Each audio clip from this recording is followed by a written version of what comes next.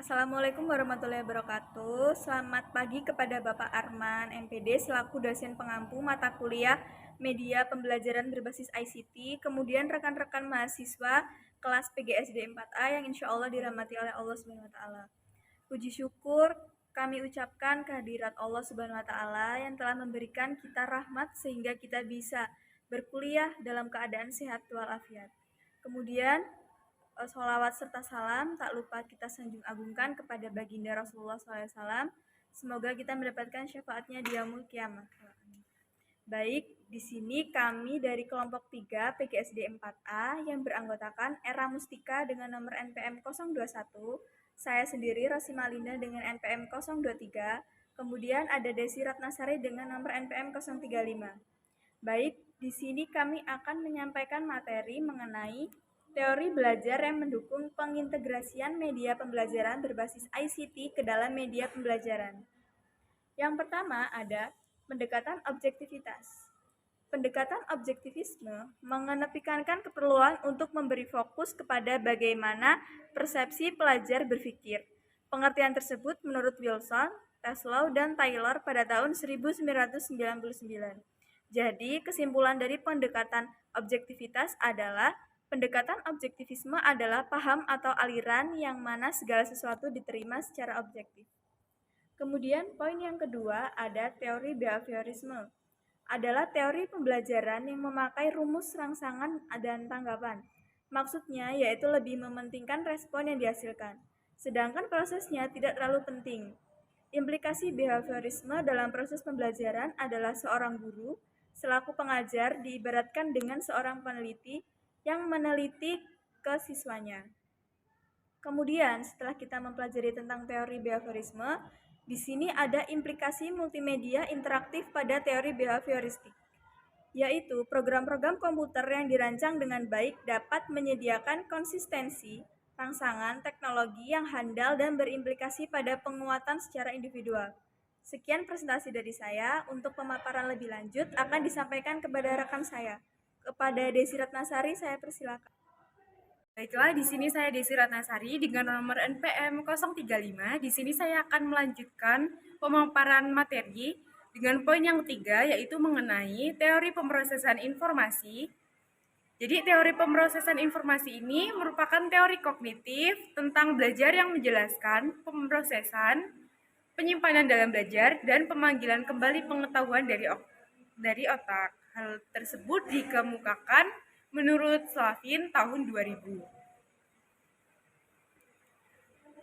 Selanjutnya, konsepsi belajar. Jadi, belajar ini merupakan pengkodean informasi ke dalam memori manusia seperti banyaknya sebuah cara kerja sebuah komputer. Selanjutnya ada implikasi pembelajaran. Jadi pembelajaran ini harus memberikan rangsangan yang tepat dan penguatan untuk mencapai respon belajar yang diinginkan atau yang diharapkan. Selanjutnya ada aplikasi multimedia interaktif. Jadi aplikasi komputer ini memiliki semuanya dengan kualitas yang tentunya sangat baik, sehingga memudahkan para pengguna dalam menggunakan aplikasi komputer tersebut.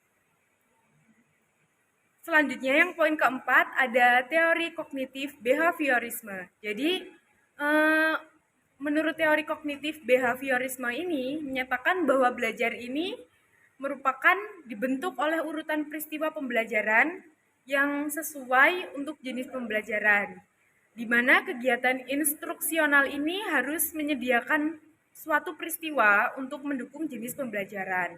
Nah, salah satunya dengan menggunakan alat media pembelajaran seperti komputer, yaitu dapat memberikan informasi dengan cepat, tentunya informasi yang akurat pada tingkat keterampilan siswa, dan memberikan urutan yang konsisten mengenai kegiatan untuk memenuhi kegiatan pembelajaran. Baiklah, demikian tadi pemaparan materi dari saya. Pemaparan materi selanjutnya akan dilanjutkan oleh rekan saya, yaitu Era Mustika. Kepadanya saya persilakan. Selanjutnya, berdasarkan teori belajar kognitif, belajar merupakan proses perubahan persepsi dan pemahaman. Dengan kata lain, belajar itu tidak harus berbicara tentang perubahan tingkah laku atau sikap yang bisa diamati. Teori pendekatan sistem.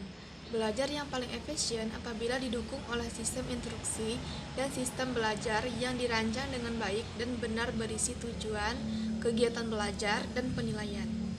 Aplikasi komputer dapat memberikan urutan informasi, praktik, penilaian, dan dapat memberikan informasi dengan cepat dan akurat mengenai kemajuan masing-masing siswa.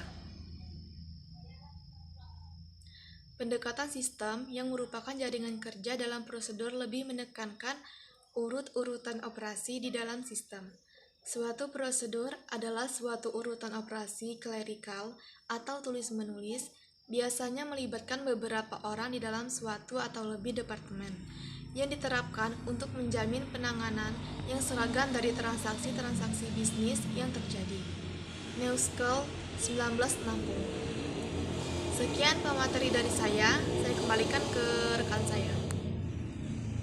Baik, itu adalah presentasi dari kelompok 3. Besar harapan kami bahwa materi tersebut dapat bermanfaat kepada rekan-rekan mahasiswa sekalian dan kita bisa memberi informasi atau memberikan wawasan berupa pengetahuan lain kepada mahasiswa sekalian supaya tujuan pembelajaran kita dapat berjalan dengan maksimal dan akan dicapai dengan maksimal juga.